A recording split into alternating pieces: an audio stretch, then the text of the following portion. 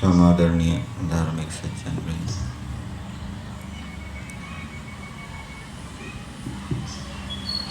यजुर्वेद में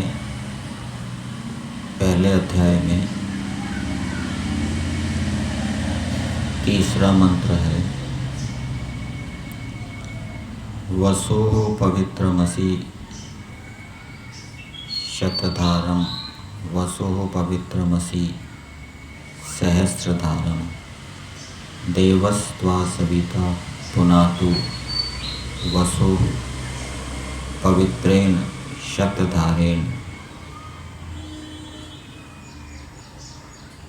सुप्सु काम दुक्षः।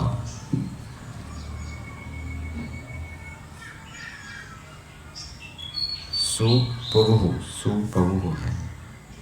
इस मंत्र का महर्षि दयानंद जी ने भाष्य किया है और उसके ऊपर विचार भी किया है प्रोफेसर नरेश कुमार धीमान जी ने।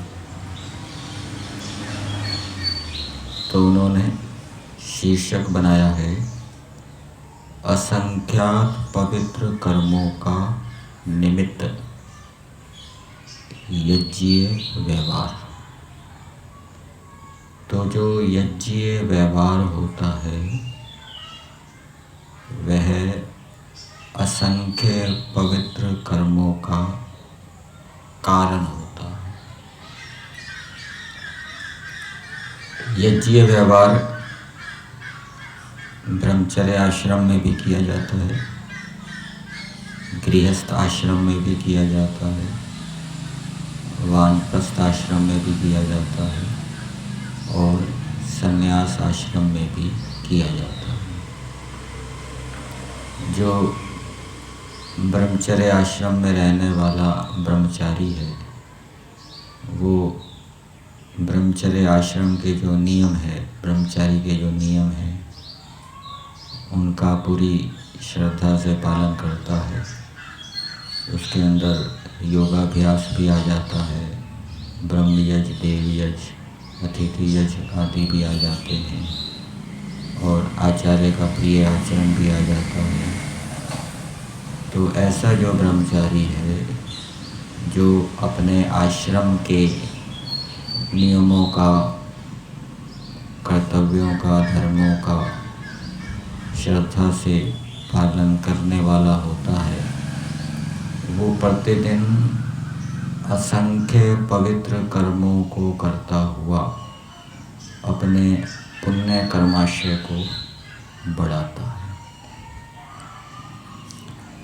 महर्षि दयानंद जी ने इस मंत्र की भूमिका में दिया है, यज्ञीय व्यवहार किस प्रकार उपकारक है। मतलब कि इस मंत्र के अंदर यज्ञीय व्यवहार करने से क्या क्या उपकार होता है। जो यज्ञीय व्यवहार करने वाला है उसको क्या उपकार होता है, उसको क्या लाभ होता है और दूसरे प्राणियों को क्या लाभ होता है। और शीर्षक में क्या दिया है, ये यज्ञीय जो व्यवहार है, यज्ञीय व्यवहार करने वाला असंख्य पवित्र कर्मों को करने वाला होता है। या यूँ कहें, असंख्य पवित्र कर्मों को करने से उन पवित्र कर्मों को करने वाले व्यक्ति को क्या उपकार होता है, लाभ होता है और दूसरे प्राणियों को क्या लाभ होता है। जो वानप्रस्थ आश्रम के अंदर है, साधना कर रहा है, जिसको विवेक वैराग्य चाहिए, वो वानप्रस्थ आश्रम के जो नियम बताए गए हैं कि वो पंचमहायज्ञों का अनुष्ठान करे, तो उन नियमों का, आश्रम के जो कर्तव्य कर्म हैं, धर्मों का, उनका ठीक ठीक पालन करता हुआ वानप्रस्थी भी प्रतिदिन असंख्य पवित्र कर्मों को करता हुआ अपने को पवित्र करता है। ब्रह्मचारी भी प्रतिदिन असंख्य पवित्र कर्मों को करता हुआ, यदि वो ठीक ठीक नियमों में चल रहा है, अपनी आत्मा को पवित्र करने वाला होता है, ज्ञान को बढ़ाने वाला होता है, मोक्ष की ओर बढ़ने वाला होता है। इस मंत्र का जो अर्थ किया गया है वसो, इसका अर्थ किया है हे यज्ञीय व्यवहार में कुशल मनुष्य, इस यज्ञीय व्यवहार के कारण से। तो जो मनुष्य यज्ञीय व्यवहार में कुशल होता है, योगाभ्यास करने में कुशल, बल को बढ़ाने में, विद्या को प्राप्त करने में जो कुशल होता है, ये ब्रह्मचारी के लिए। इसी प्रकार से गृहस्थ आश्रम के जो कर्तव्य कर्म हैं, धर्म हैं, पंचमहायज्ञ भी आता है उसके अंतर्गत। जो पंचमहायज्ञों को करने में कुशल होता है, ब्रह्मयज्ञ को करने में कुशल।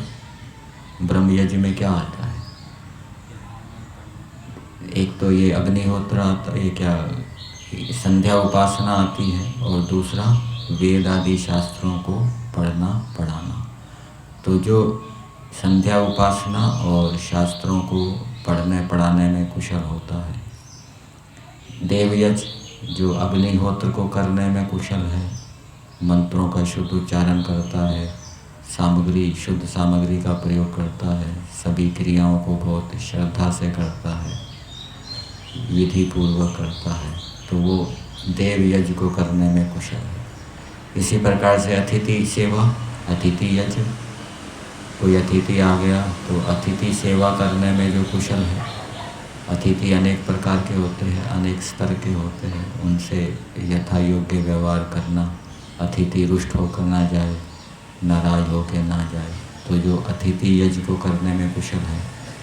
इसी प्रकार से बलि वैष्णदेव यज्ञ है, उसको करने में जो कुशल है। और पितृयज्ञ है, पितृयज्ञ क्या, माता पिता गुरु आचार्यों की सेवा करना, उसमें जो कुशल होता है। तो जो इस यज्ञीय व्यवहार में कुशल होता है, तो इस यज्ञीय व्यवहार के कारण से, कुशलता से जब यज्ञीय व्यवहार किया जाता है, तो इसके कारण से क्या होता है? उपकार, संसार का शतधारम, आप सैकड़ों प्राणियों का धारण व पोषण करने में समर्थ, पवित्रम, शुद्धिकारक, पवित्र कर्म वाले हो जाते हैं। तो जो यज्ञीय व्यवहारों में कुशल हो जाता है, कुशल होता है, वो पवित्र कर्मों को करने वाला होता है। और वो पवित्र कर्म कैसे होते हैं? सैकड़ों प्राणियों का धारण और पोषण करने में समर्थ होते हैं। वो पवित्र कर्म कैसे होते हैं? वो शुद्धिकारक है, शुद्धि करने वाले होते हैं।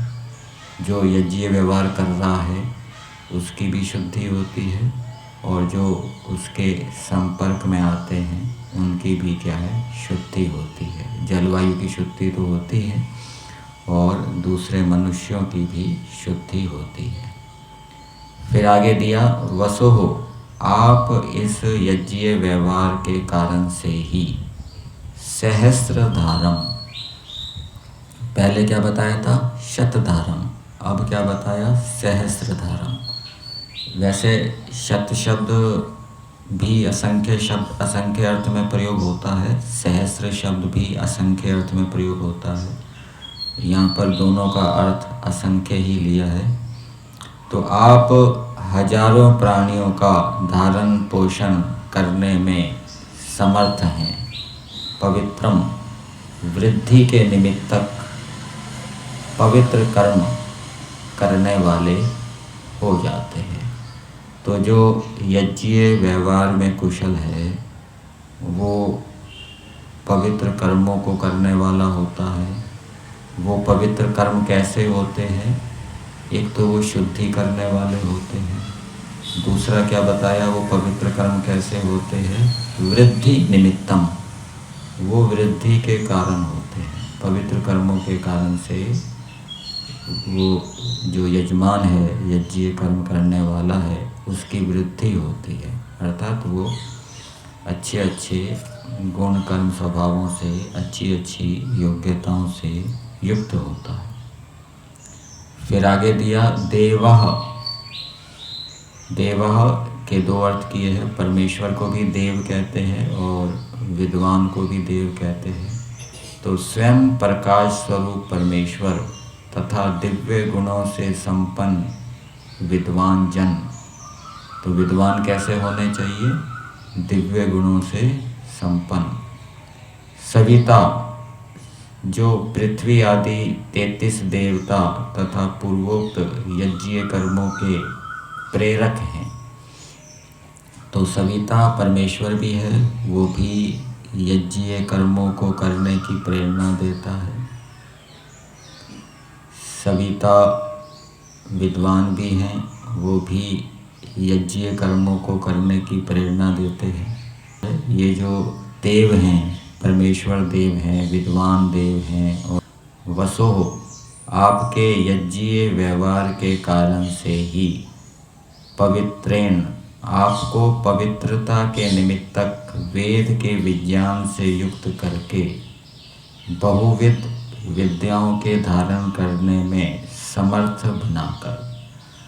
तो जब मनुष्य यज्ञीय व्यवहार करता है, यज्ञीय व्यवहार में ये पठन पाठन भी है वेदादि शास्त्रों का, और इस यज्ञीय व्यवहार से युक्त होते हुए जब वो वेद का स्वाध्याय करता है तो उसको वेद के विषय में विशेष ज्ञान की प्राप्ति होती है। वेद के विषय में उसकी विशेष ज्ञान की प्राप्ति होती है। वेद के विषय में उसका प्रवेश होता है और उसकी जो वेद में है वो वेद में गति बहुत हो जाती है उसकी, जो यज्ञीय व्यवहार से युक्त होता है। वेद उसको विशेष प्रेरणाएं देने वाला होता है।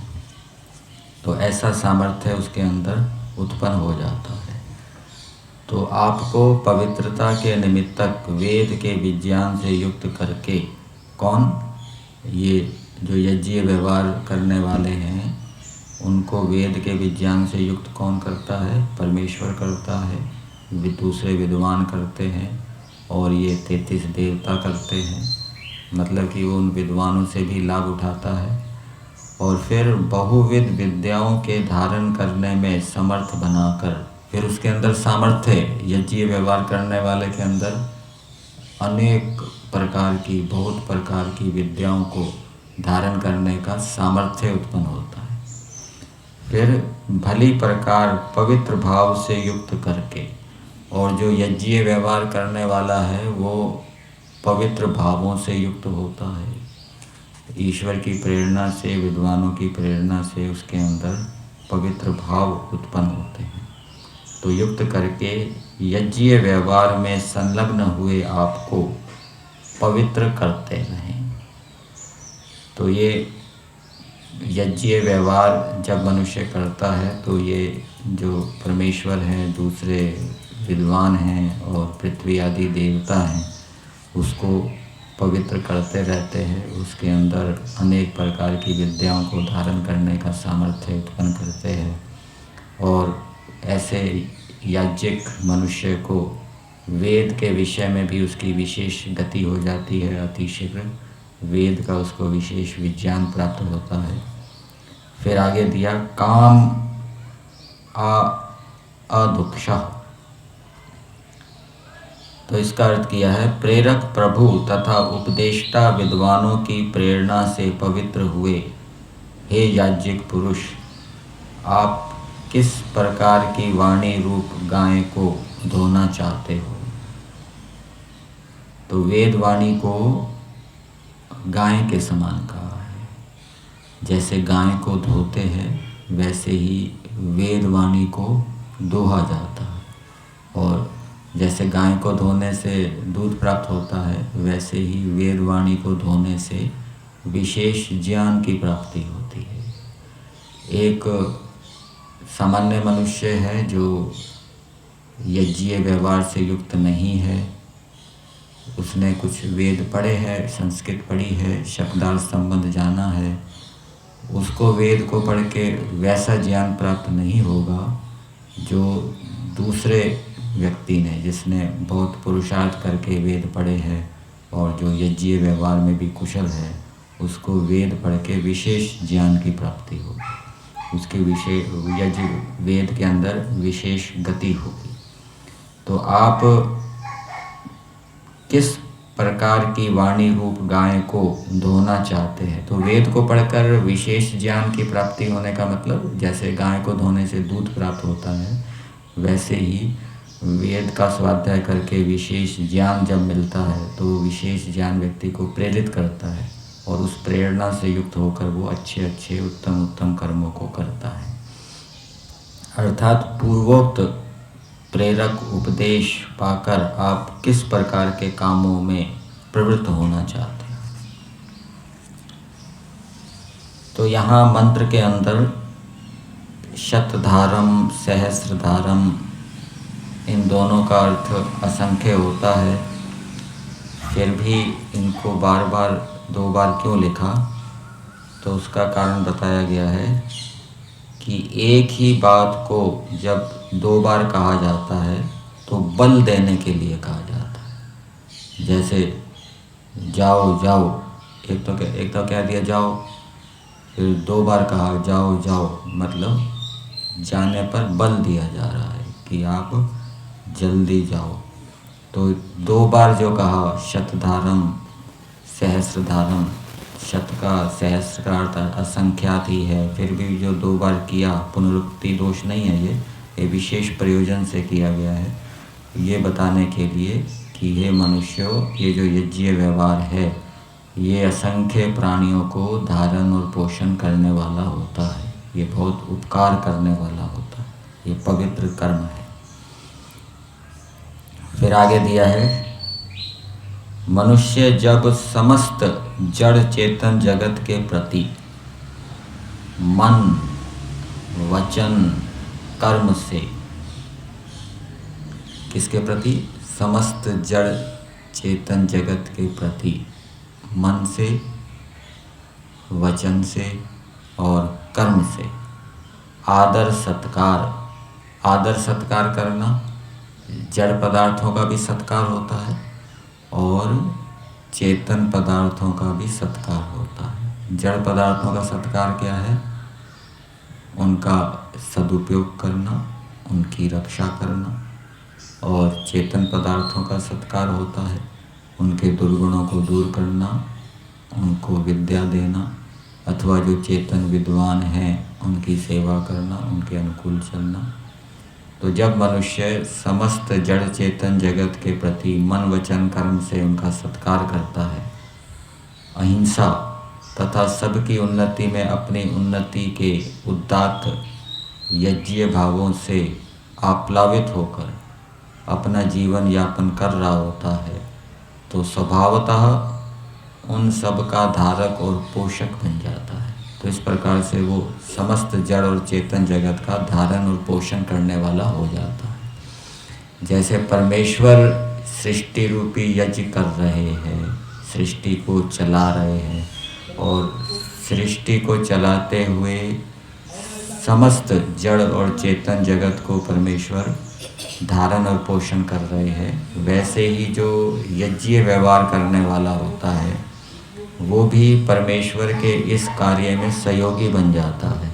वो भी समस्त जड़ चेतन जगत का धारण और पोषण करने वाला हो जाता है। तो हम ईश्वर के कार्य में सहयोगी बने, ईश्वर के कार्यों में रुकावट डालने वाले ना बने, ठीक है ना।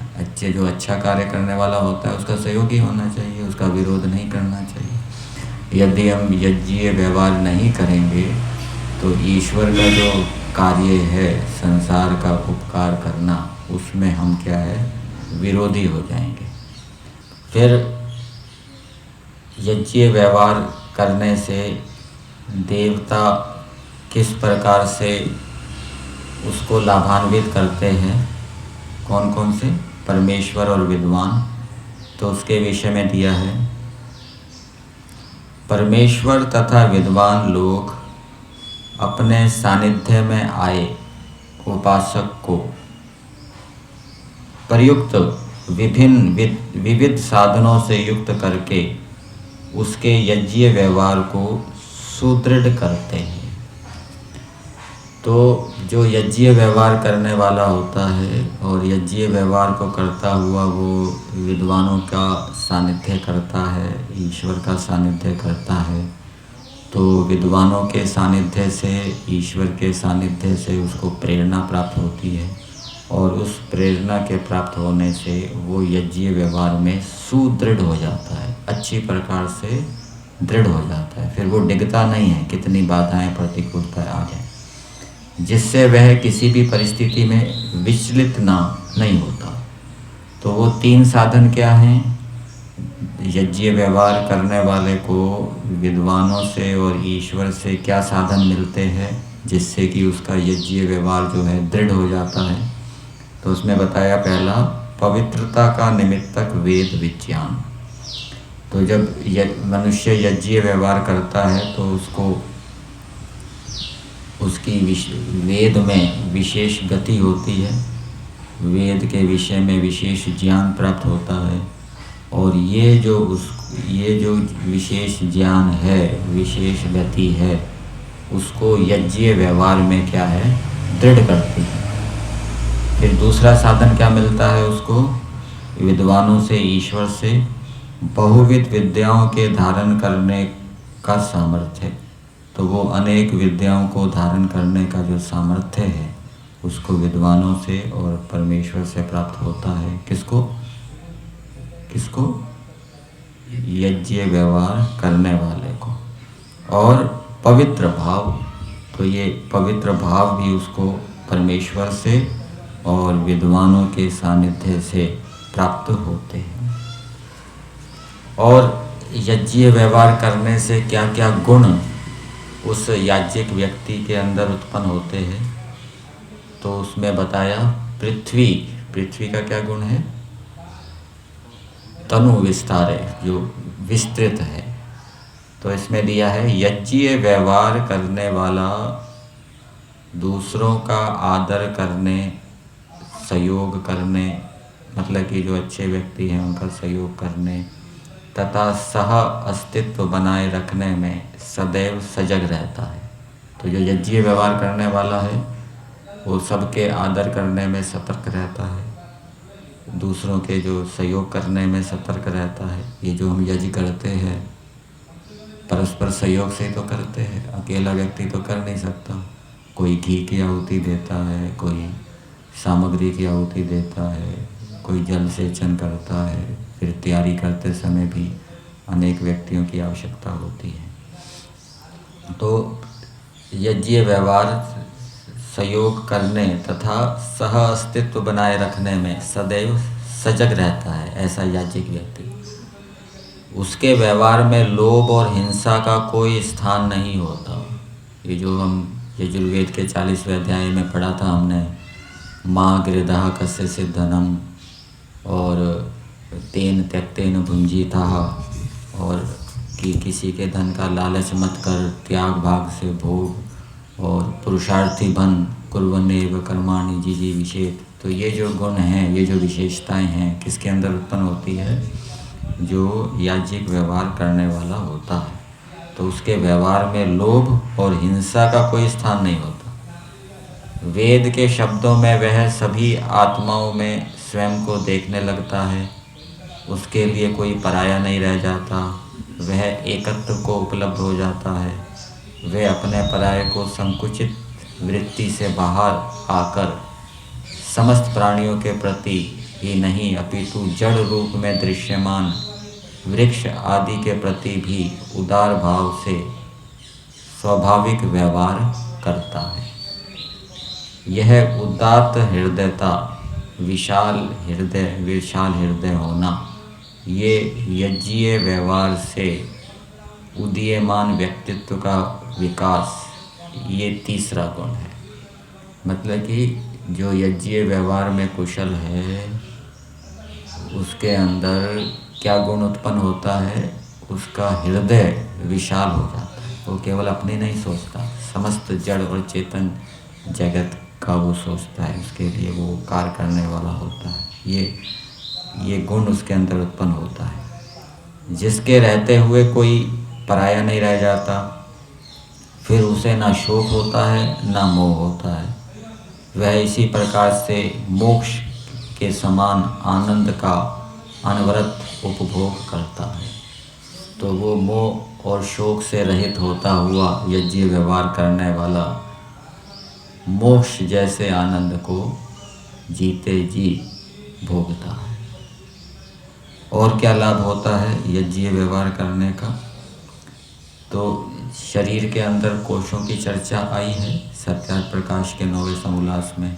कितने कोश होते हैं शरीर के अंदर? 5 कोशों की चर्चा है। तो यज्ञ व्यवहार करने वाले के जो ये कोश हैं, प्राणमय कोश, ये शुद्ध हो जाते हैं। प्राणमय कोश, उसमें एक प्राणमय कोश भी है, वो शुद्ध हो जाता है, ऊर्जावान हो जाता है और उसे न केवल उत्तम स्वास्थ्य प्रदान करता है अपितु उसके चेहरे का विशेष आभा मंडल से भी सुशोभित करता है। तो ये एक लाभ ये भी होता है कि यज्ञ व्यवहार करता है उसका जो प्राणमय कोश है, प्राण जो है वो प्राणमय कोश शुद्ध हो जाता है और ऊर्जावान हो जाता है। ये है मातरिश्वनः, ये जो मंत्र के अंदर आया भ्रमः। फिर आगे दिया और क्या लाभ होता है यज्ञ व्यवहार से? यज्ञ व्यवहार से जब व्यक्ति पृथ्वी उदार हृदय वाला विस्तृत हो जाता है तो समस्त चराचर को स्वयं में समाहित करने का भाव भी उसमें विकसित हो जाता है। वह व्यक्तित्व विकास में यज्ञ व्यवहार का योगदान है। और क्या लाभ होता है यज्ञ व्यवहार से विकसित उपयुक्त गुणों से युक्त व्यक्तित्व वाले व्यक्ति को स्वयं क्या लाभ होता है? उसको स्वयं क्या लाभ होता है? तो वेद उसके विषय में कहता है कि वह संसार में उत्तमोत्तम परम धाम अर्थात पद, मान, सम्मान, प्रतिष्ठा को प्राप्त करता हुआ निरंतर बढ़ता है और इसी यज्ञ व्यवहार से वह परम धाम अर्थात मोक्ष का पात्र भी बन जाता है। अर्थात जो यज्ञ व्यवहार करने वाला है उसको संसार के अंदर भी धन संपत्ति, मान, सम्मान, प्रतिष्ठा प्राप्त होते हैं और अंत में वो क्या है, मोक्ष को प्राप्त हो जाता है। और जो व्यक्ति स्वयं यज्ञ व्यवहार करता है उसे विद्वान और परमेश्वर दोनों चाहते हैं, तो वो विद्वानों का भी प्रिय बन जाता है और परमेश्वर का भी प्रिय बन जाता है। दोनों ही उसका मार्गदर्शन करने में सदैव तत्पर रहते हैं। तो परमेश्वर से भी उसका मार्गदर्शन होता रहता है, परमेश्वर भी उसे प्रेरणा देता है और विद्वान भी उसका मार्गदर्शन करते हैं। तो ये मंत्र के अंदर यज्ञ वसुः पवित्रमसि शतधारम, यज्ञ व्यवहार करने से क्या क्या उपकार होता है, क्या क्या गुण याज्ञिक मनुष्य के अंदर आते हैं वो बताए गए हैं। कौन कौन से गुण बताए? एक तो यज्ञ व्यवहार करने वाला असंख्य प्राणियों का धारण पोषण करने वाला होता है, वो पवित्र कर्मों को करने वाला बन जाता है। ऐसे पवित्र कर्म जो उसकी वृद्धि को करने वाले होते हैं और उसके अंदर अनेक विद्याओं को धारण करने का सामर्थ्य उत्पन्न होता है। उसके अंदर पवित्र भाव स्थित होते हैं और यज्ञ व्यवहारों में वो दृढ़ होता है क्योंकि उसको विद्वानों से, ईश्वर से विशेष प्रेरणा प्राप्त होती है, वेदों से भी उसको विशेष प्रेरणा प्राप्त होती है, विशेष ज्ञान प्राप्त होता है, वेदों में उसकी गति बढ़ती है और इस कारण से ये जो है उसके यज्ञ व्यवहार को दृढ़ बनाने वाला होता है और इससे उसका हृदय विशाल होता है, उसका प्राणमय कोश ऊर्जावान हो जाता है जिससे कि वो स्वस्थ रहता है, रोगी नहीं होता और वो विद्वानों का और ईश्वर का क्या है, प्रिय हो जाता है। तो मंत्र के अंदर परमेश्वर ने यज्ञ व्यवहार के उपकार बताए। किस लिए बताए? कि उपकारों को सुनकर जानकर मनुष्य क्या है, यज्ञ व्यवहार करें। परमेश्वर भी यज्ञ कर रहा है तो वो चाहता है कि मनुष्य भी यज्ञीय व्यवहार से युक्त होकर सांसारिक सुख को प्राप्त करें और मोक्ष आनंद को प्राप्त करें। ये मोक्ष को प्राप्त करने का भी साधन है यज्ञीय व्यवहार, और विवेक वैराग्य सांसारिक सुख आध्यात्मिक सुख उसको भी प्राप्त करने का ये साधन है।